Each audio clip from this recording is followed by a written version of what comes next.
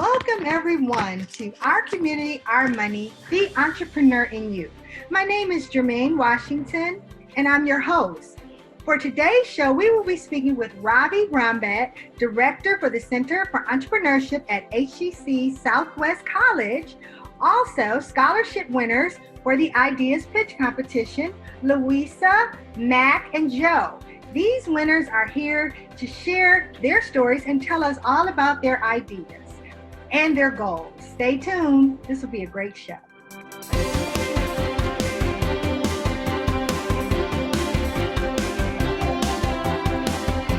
Ravi and Louisa, welcome to the show.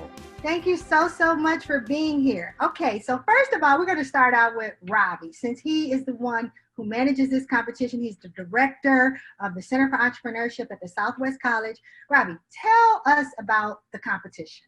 What is it all about? Sure, Jermaine. So thanks for having me, and thanks for having our students. The competition started about 2015 with Dr. Maya Dernovo at the Office for Entrepreneurial Initiatives. We put together our first competition. We called it the Elevator Pitch Competition, and then we've had multiple names for it. The most recent one was called the Shark Tank Ideas Pitch Competition.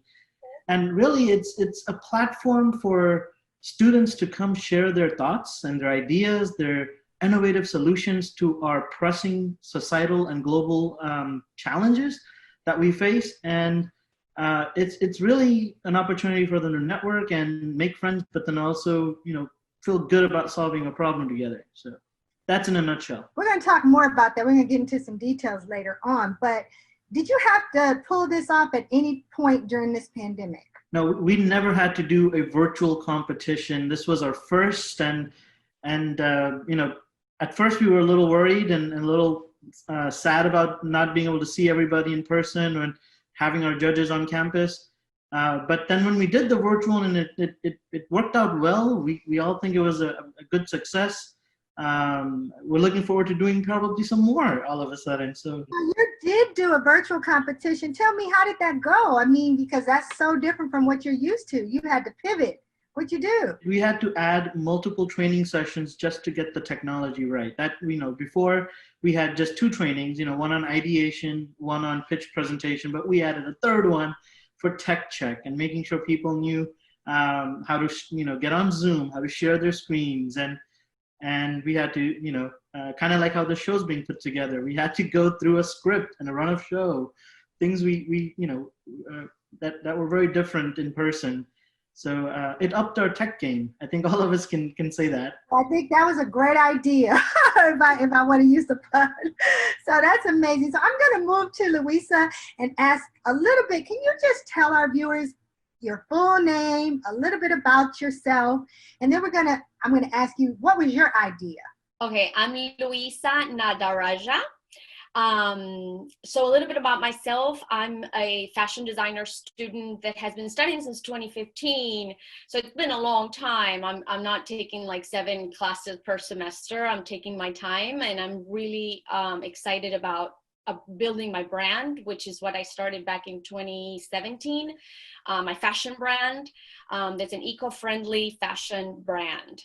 So I'm doing those two parallel to being a mother, meaning studying, building a brand, and housewife mother roles. That's amazing. So you're with the fashion department here at HCC? Yeah. Under Dr. Suzette Brimmer. Correct? Mm-hmm. Wow. Yes, amazing program, amazing teachers. Suzette Brimmer, the director, she's done an amazing job. Great partnerships. I highly recommend it. I know her personally. I'm a part of that department as a professor, but more on the hospitality side. But let's move on about your idea for the pitch competition. Tell me what you presented and all about it. So at the beginning of the pandemic, I was just a little bit sad. I don't want to use the word depressed because I wasn't depressed, but I was really sad about not being able to host fashion shows, not being able to work because I had to take care of my little one. He couldn't go to daycare. And everybody kept telling me, make masks. And I would be like, no. So for like 2 months or 3 maybe, I was just like rejecting the idea of it. But finally, when I sat down and I had a really good thought and connected with the item, I thought that there was a big need, and what I'm wearing is a mask right now. I'll show it to you. I thought there was a very important need for people to not just throw the mask after once they're done with COVID, but a need to be able to use it after COVID, as I'm wearing it now. I'll show it to you as a mask.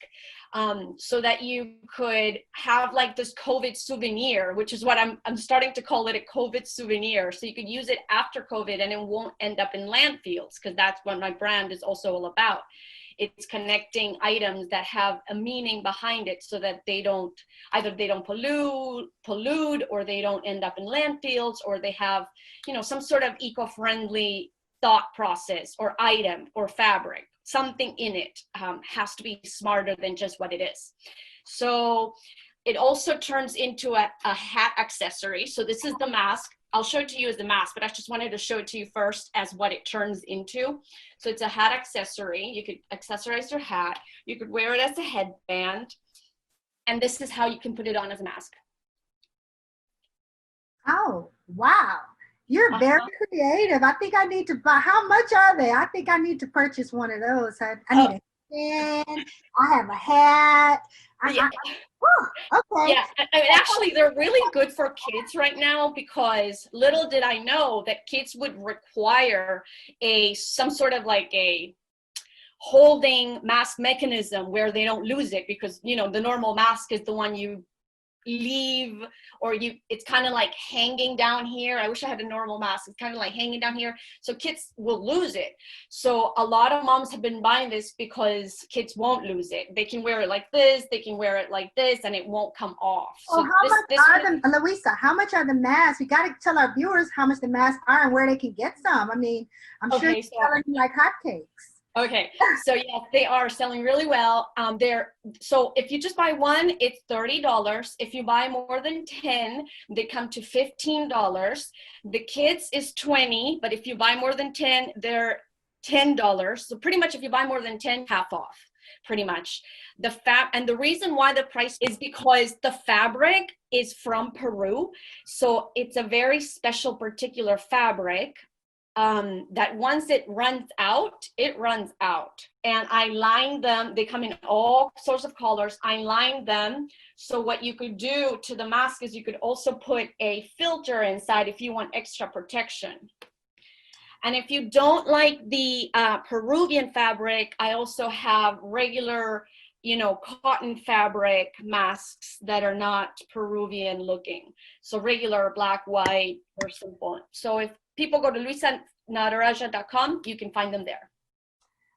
Wow, it went by so fast. It was so exciting and interesting, and I just love the mask. And we're gonna probably have to have you back on the show for a whole nother segment, all by yourself, to talk about the mask. Well, Louisa, you know, thank you so much for being on this segment and telling us all about your mask and what you did to be a winner of the Ideas Pitch Competition. Thank you. Thank you so much. So when we return from our break, we will continue conversations with another Idea Competition Scholarship recipient, Mac Woods. We will discuss Mac's idea and how she has handled maneuvering in these uncertain times.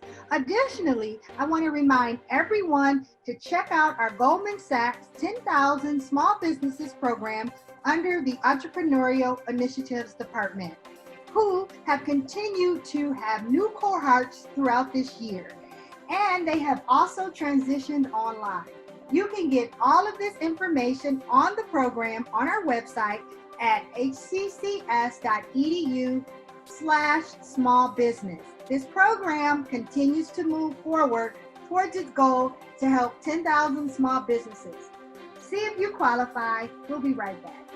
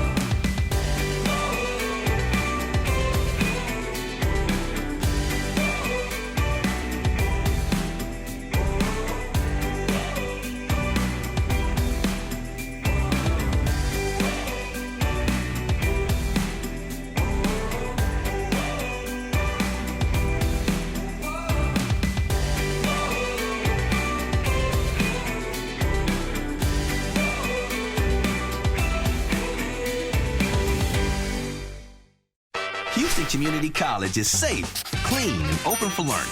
We're sanitizing our classrooms and reducing class sizes so you can feel good when you come back.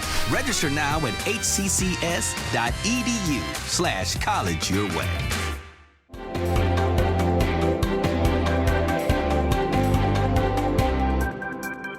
Welcome back to Our Community, Our Money, the Entrepreneur in You. I would like to welcome back Robbie to the show, and I would like to welcome Miss Mac Woods. Thank you both. So I'm going to start with Robbie really quickly again. Robbie, when is the next competition and how can people apply? So the next competition dates are not yet announced, but the website to learn more is hccs.edu/pitch, PITCH. Now I'm going to move on to Mac. So Mac, tell me a little bit about you, Mac, what you do, and all about you. Well, hi, Jermaine. From one boss chick to another, I'm Macqueline Fontanette Woods.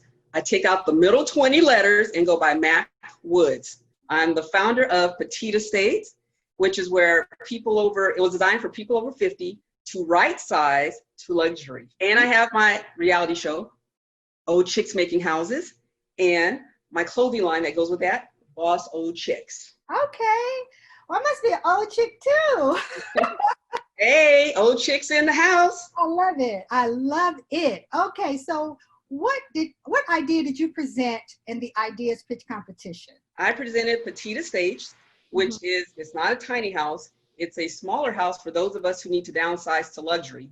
And as the story goes, my sons who went off to some pretty fancy colleges, to Harvard, George Washington University, Full Sail University, they don't come back home. So needless to say, it's like, this house is too big for just my husband and I and the dog.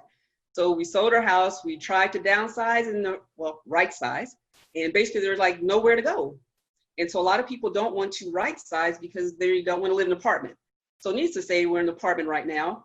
And I was going to build the first house this summer, but then when they predicted that it was going to be a really bad hurricane season, I'm like, okay, I'll wait till next year and take some real estate classes. So I'm still enrolled at HTC right now. Okay, so how is the petite house going to look, and what is the difference between the petite house? Is just a smaller version? Is it a smart home? Is it more luxury? Tell our viewers Everything. about that. Okay, so it's 2 bedrooms, 2 bathrooms, a kitchen and a kitchenette. So both floors are duplicate. It has an elevator because, when I was a cheerleader 30 years ago, I had like bad knee injury. So I need an elevator in my house now. And it's all the smart technology. The favorite part of the house for me is this HVAC system, which is ductless. So it has all the modern technology. It has a safe room. So when the hurricanes come, you can't escape. You're safe in the house because, as you get older, we may not be able to evacuate. So everything you could think of, I put into this house for Plan B. And is it only for the older generation, or can anybody buy these petite homes?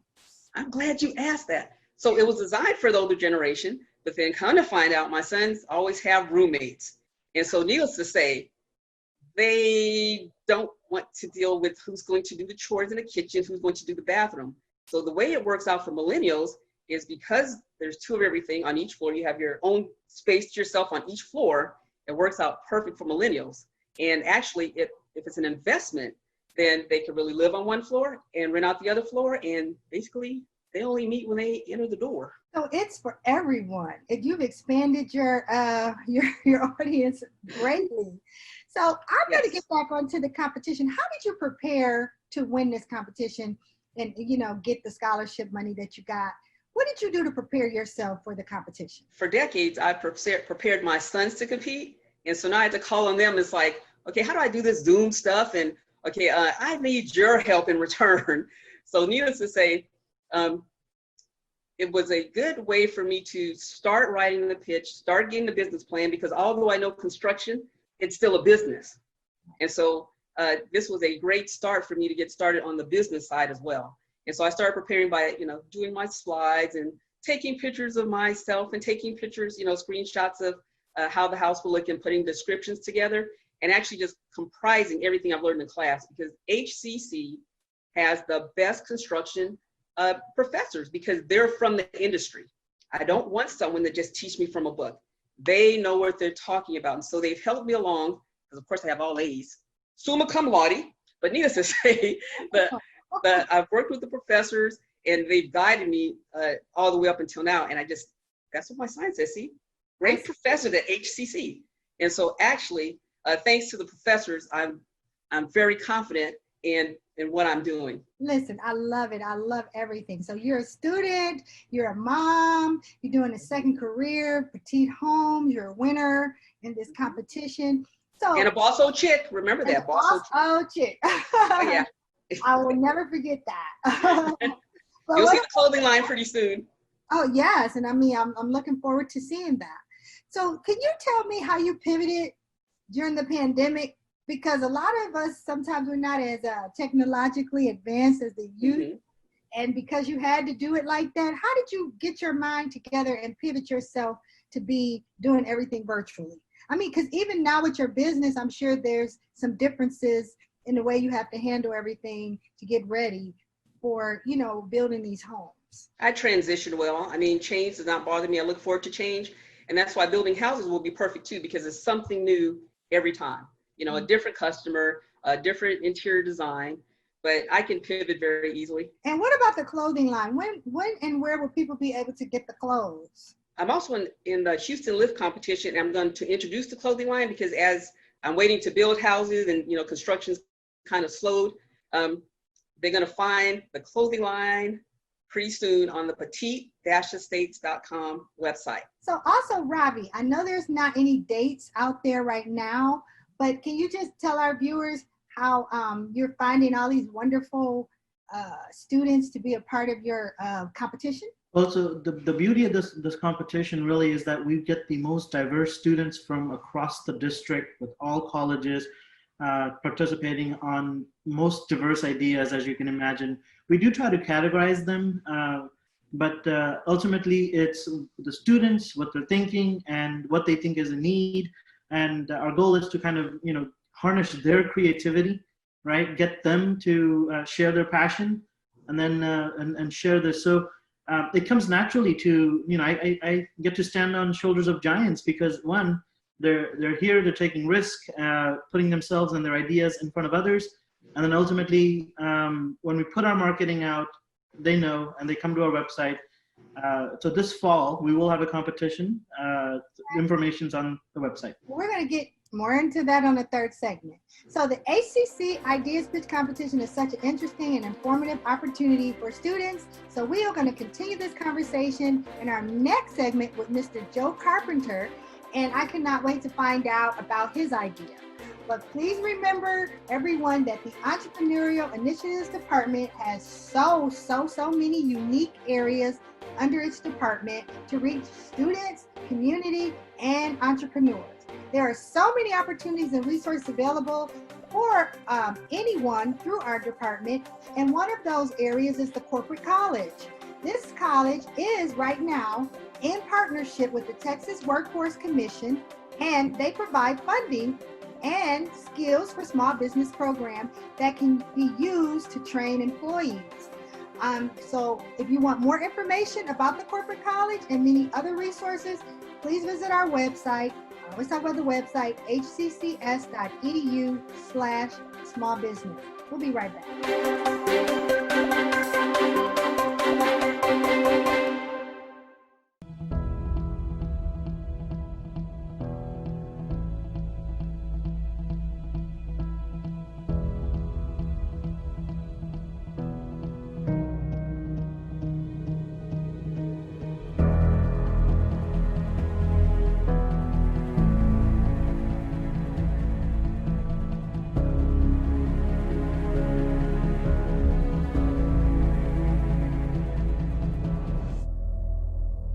There's no better place to knock out the basics than HCC. Whether you learn online, on campus, or both, HCC is the safe, flexible, affordable option. Register now at hccs.edu/college your way.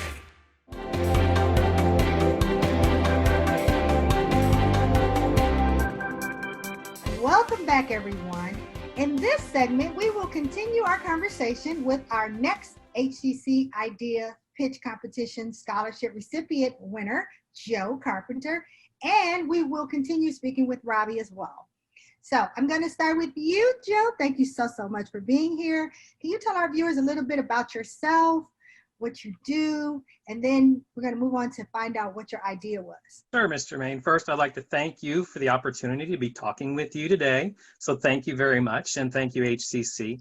About myself, my background is a mechanical engineer, and I'm a continuing education student at HCC. I enrolled for a couple of classes in finance and accounting and learned about this opportunity of the Shark Tank. And so I researched a little further and found out that that was something that I qualified for, even being a continuing education student. So I really want to encourage everyone who thinks that they may not qualify for certain things to take a look at it, try it out. And of course, contacting with Ravi was very easy. He's been very helpful the whole process through. I really want to give a thank you to HCC for all the opportunities. And then, of course, through HCC, Ravi connected me to SCORE, which is an entity here in Houston that helps small businesses develop their ideas and bring them to fruition. And so I want to give a little shout out to Mr. Jim O'Sullivan on that as well. Thank you. Okay, what idea did you pitch to win this scholarship? Well, you know, it was very timely to start thinking about an idea when I saw the Shark Tank information. And in fact, being in the summer and being in the midst of COVID-19 and economic downturn, I really started thinking about how I can help everyone with something that can bring people work and work to the people. And so not only does that work as far as getting folks back into work, but this is also for folks that are basically looking for an opportunity to increase their success. The challenge is to use technology and leverage that power of opt-in employment. And so this is not just for the employed, as I mentioned, it's for anyone that wants to turn their spare times into spare dimes. Yes, trademark. So the company is Service Hub, and Service Hub provides the trusted online platform for people to share, discover, and meet local needs. This is especially true right now, as I mentioned, with COVID. Folks don't necessarily want people coming into their house to give them bids and quotes on services they may need. Instead, most of the work can be done online and remotely. I think this is a benefit for both the consumer, who, again, doesn't need to have make time in their calendar and show up at home, but the contractor doesn't get there, and then they have to wait for a larger time window. And so this helps them out, but it also helps the contractor because they don't have to come and look at jobs. They can see them remotely, and that saves time, money. It helps save the economy by saving gas and transport time and less people on the highways.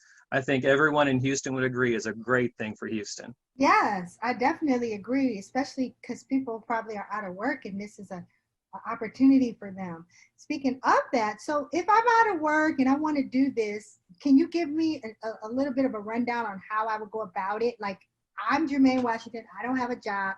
How do I find out about you? How do I get online and participate and figure out what I want to do? Certainly. I would be glad to help you, Jermaine. I see that you're currently employed, but maybe in your free time, you'd like to make a little extra income. And so I'm here to help you for sure. So basically how the interface is a website and a web app. And so you can go on there, and the site is servicehub.com, and it's got a cute name. In fact, it's SERVUS.com. So it's serving all of us, in fact. And so you go on the site and you indicate the type of work that you would like to do. And that allows other folks to see what you have as far as an offering. And so let's say that you are at home, you have your web app turned on, someone needs a service that you would provide, Jermaine, such as maybe voiceovers, and you could respond to that immediately so that they could contract with you to get that work done. And now it becomes even easier for you because Service helps you get the work done, meaning we help with the contracts, we help with the communication, we help with the payments. And so everything is turnkey such that you are suddenly a self-entrepreneur. We're looking for those type of web entrepreneurs, not just in our customers, but also in our workforce. And then you charge a certain fee for bringing the people together. Is that right? Certainly. There's a fee for the work, and then there's a fee for the contractor. Allow me to say this, though. You, as an independent contractor, you want to have to go ahead and set up your own web page. We would provide that for you. You wouldn't have to set up your own web server with an email address with your name at the end. We would do that for you. And so a lot of these services and a lot of the hurdles that are difficult for new, small entrepreneurs, the contracting, all these things tend to make them a little perhaps hesitant to engage. My goal here is for full engagement, is to get as many folks that want to be employed, that want to have work in their free time or in their full time, so that they are fully engaged in society, and that helps everybody out. I love it. I'm going to tell my daughter about you. She's unemployed. She needs a job. That is amazing. A great thought. Great way to pivot. So we're going to end it. We have about a minute and a half left. So I'm going to let Ravi have the last word. And Ravi, tell our viewers anything you want to say about the pitch competition right now. Let us know. Thanks, Jermaine. So, I really want to say that, we heard from all three of the contestants and the winners. All these ideas were always in their heads, right? So a great idea in someone's head is not economically valuable. It's worthless, to be honest, unless it's acted on. So what the competition does, it puts deadlines, it puts pressure to get things done. Then it pairs it with mentors and experts to help you solve the issues or the hurdles you're having, get over them. And then there's also incentives for you to actually, win a scholarship. So now you can take another class for free, or even use it to cover supply costs. And then lastly, it provides that community. It creates a sense of, folks like Joe and Louisa and Mac to talk to one another about their ideas and maybe build on it further. So now we do have a cohort of students who are out there. I call them change makers because they've got great ideas that solve great problems, and that can generate economic value for the community, the city.